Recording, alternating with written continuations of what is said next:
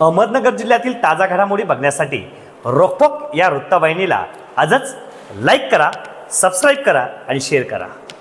विधानसभा निवडणुकीसाठी 20 नोव्हेंबर रोजी मतदान प्रक्रिया पार पडली असून ईव्हीएम घेऊन गेलेल्या एका बसच्या सीटाखाली गुरुवारी संध्याकाळी 500 रुपयांच्या नोटांचे 2 बंडल विद्यार्थ्यांना दिसून आले।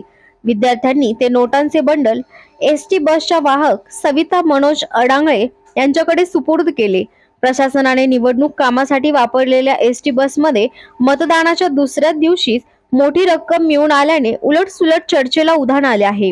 याबाबत मिळालेली माहिती अशी की कोपरगाव आगाराची बस MH40Y 5679 या क्रमांकाची बस स्ट्रॉंग रूम पासून ईव्हीएम आणि कर्मचाऱ्यांना घेऊन मतदान केंद्रापर्यंत जाऊन आली।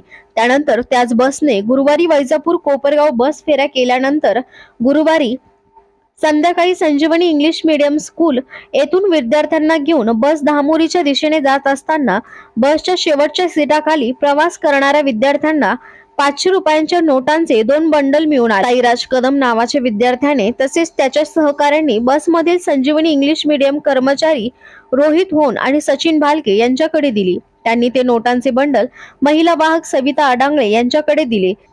सविता अडांगळे यांनी बस डेपो मॅनेजर अमोल बनकर यांना ही माहिती देऊन ती रक्कम बस डेपोत नेऊन मोजून जमा केली असून ती रक्कम 86,500 रुपये असल्याची माहिती देण्यात आली आहे। संजीवनी इंग्लिश मीडियम स्कूलचे विद्यार्थी, तेथे काम करणारे कर्मचारी तसेच महिला वाहकाने प्रामाणिकपणा दाखवत सदरची रक्कम जमा केल्याने त्यांचे सर्व स्तरातून कौतुक होत आहे। संजीवनी इंग्लिश मीडियम स्कूल येथे स्कूलच्या संचालिका रेणुका विवेक कोल्हे यांच्या मार्गदर्शनाखाली आणि स्कूलचे मुख्याध्यापक मोहसिन शेख यांच्या पुढाकारातून विद्यार्थ्यांमध्ये प्रामाणिकपणाची भावना निर्माण केली जात आहे। त्यामुळे संजीवनीच्या विद्यार्थ्यांनी इतकी मोठी रक्कम प्रामाणिकपणे परत केली आहे। सदरची रक्कम कुणाची आहे, बसच्या सीटाखाली कोणी ठेवली, असे अनेक प्रश्न उपस्थित होत आहे।